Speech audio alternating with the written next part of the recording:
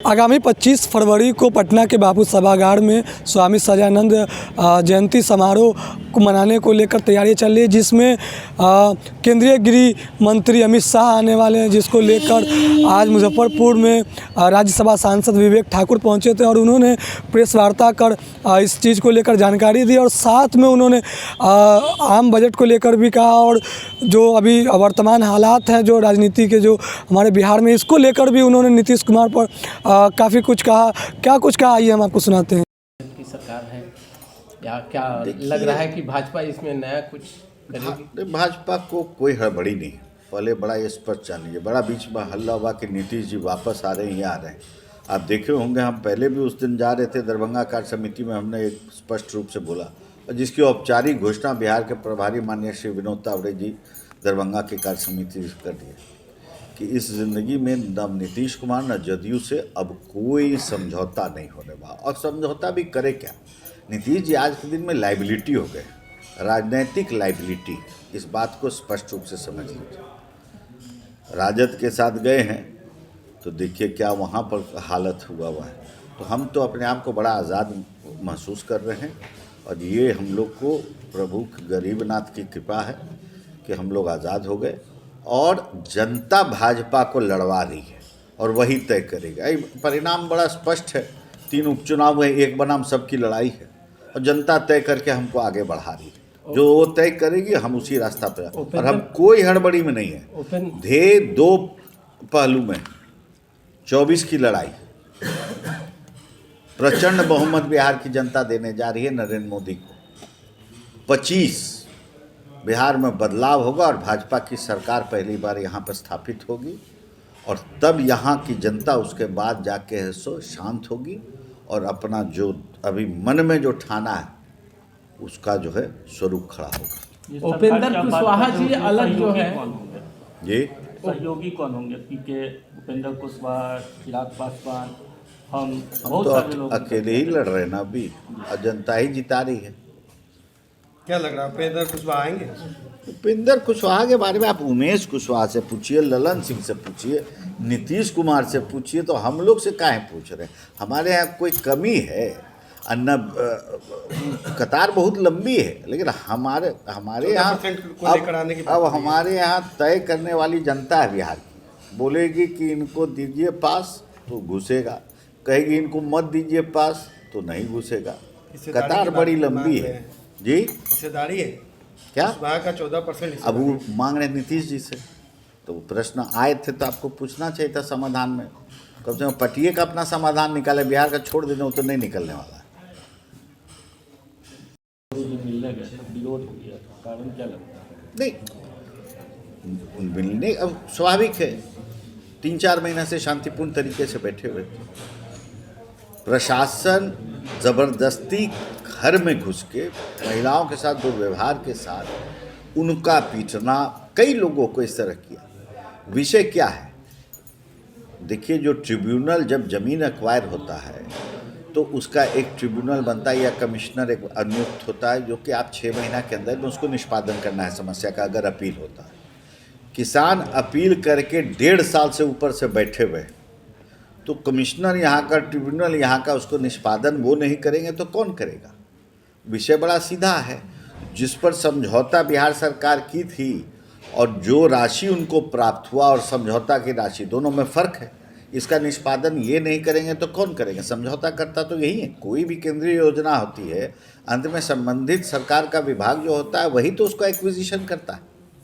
तो ये सब तो उनके अधीन है, निकाल देते समाधान जाके 10 मिनट में। पदाधिकारियों को जो निर्देश देते हैं वहाँ पे देते, लेकिन तो यात्रा पे हैं, भ्रमण पे हैं, बिहार जाने की कोशिश कर रहे हैं, भूल गए हैं सब पूरे बिहार के बारे में, और वही भुगत रहा है बिहार। उन्होंने ठप कर दिया था भारत को, उतना सफल आंदोलन नहीं हुआ। लेकिन उस इतिहास में आप देखिएगा तो स्वामी जी सहजानंद सरस्वती का किसी के किताब में शायद आपको जिक्र मिले, ना कि समान रूप से मिले। उसी परंपरा को ये बिहार सरकार आगे बढ़ाते हुए ऐसे ऐसे, जैसे खुदीराम बोस हैं, मुजफ्फरपुर है, कैसा आप जिक्र देखते हैं, आप अभिवादन देखते हैं कि उनके प्रति क्या वो बलिदानी नहीं थे? क्या उनका योगदान नहीं था? हम मंगल पांडे का इतिहास में जानते हैं 1857 की जो म्यूटिनी हुई थी, पुलिस विद्रोह हुआ। लेकिन जवाहर रजवार जो उससे पहले 7 साथियों के साथ नवादा में जो किया, उसका जिक्र कोई जानता है? कोई नहीं जानता है। तो स्वामी सहजानंद सरस्वती किसी एक पन्ना में कहीं मिलेंगे, जयप्रकाश जी 1.5 लाइन में मिलेंगे। तो ऐसे में जो क्षण के जो आता है तो लगता है 15-16 आदमी जो है उन्होंने ही भारत को आज़ादी दिलाई। ये दुर्भाग्यपूर्ण है। इस परिप्रेक्ष्य में बिहार डायरी का हम पिछले साल का पलट रहे थे, तो देखे बिहार डायरी एक ऐसा चीज़ होता है जो बिहार सरकार प्रकाशित करती है, और उसमें सभी विभूति का जो राज्य के मनोनीत हैं उनके जो मन में है किसी भी सरकार का, कि पुण्यतिथि और जन्मतिथि और जयंती वगैरह का जिक्र रहता है। और पन्ना दर पन्ना पलटने के बाद जो भारत का आज तक का सबसे बड़ा किसान नेता हुआ स्वामी सहजानंद सरस्वती का न पुण्यतिथि न जयंती कहीं जिक्र तक नहीं। तो ये परिचायक है कि क्या इतना बड़ा पूर्वाग्रह के साथ सरकार अगर अपने विभूतियों का आदर करेगी तो स्वाभाविक है प्रजा जिस तरह से मर रही है ये बड़ा स्पष्ट है। अब मुख्यमंत्री निकले हुए हैं समाधान यात्रा में। हाल के दिनों में आपने देखा कि चौसा में जो वाकया हुआ किसानों के साथ, जिस पुलिस बर्बरता के साथ यहाँ का प्रशासन निपटा, वो मतलब आज तक कभी नहीं देखने को ऐसा मिला था। और अगर समाधान ही निकालना था जिस यात्रा पर निकले हैं तथाकथित, तो बक्सर गए थे, वहाँ से 15 मिनट का रास्ता था। जो 3 महीना से शांतिपूर्वक वहाँ किसान बैठे हुए थे, सभी समस्याओं का समाधान तो इन्हीं के अधीन है। जाते निकालते तो शायद यात्रा का नाम भी कुछ सार्थक होता। ये तो भयभीत मुख्यमंत्री घूम रहे हैं, प्रशासन तय कर देता है कि ये 25 जीविका बन रहेंगे, ये 50 आदमी हो रहेंगे, उससे मिले, जिला का यात्रा संपन्न हुआ, आगे बढ़े। तो ऐसा तो समाधान यात्रा क्या वो निकाल रहे, सबसे बढ़िया वही जानते हैं क्या समाधान निकल रहा है।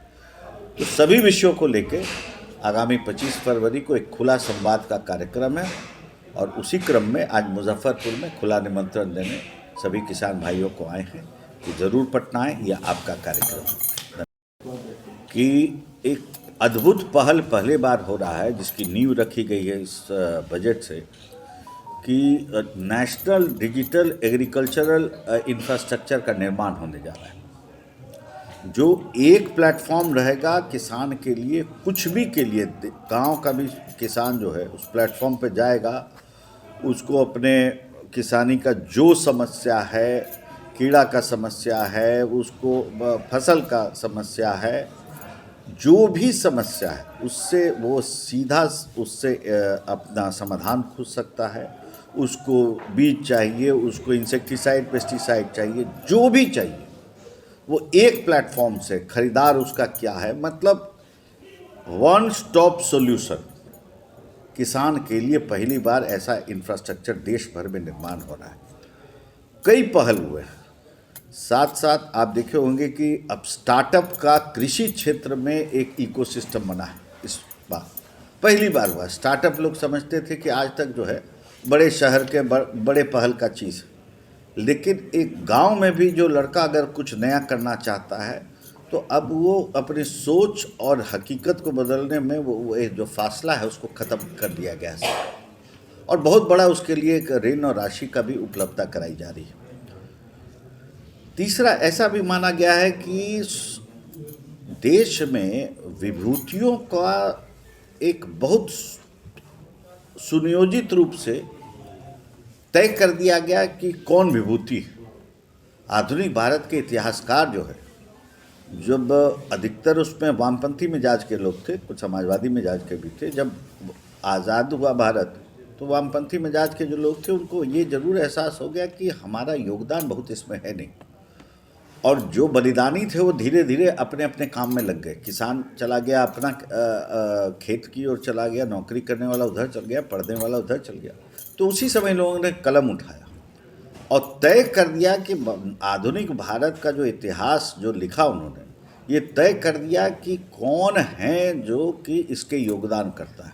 अगर आप ठीक से अध्ययन करिएगा तो आंशिक जिक्र में बड़े बड़े लोग जिनका योगदान रहा, यहाँ तक कि जयप्रकाश जी और यहाँ तक कि स्वामी सहजानंद सरस्वती जैसे किसान नेता, जो जिनका मदद मांगने नेताजी सुभाष चंद्र बोस बिहटा के सीताराम आश्रम में आए और अपने सफल कार्यकाल के लिए उन्होंने उनसे आशीर्वाद लिया।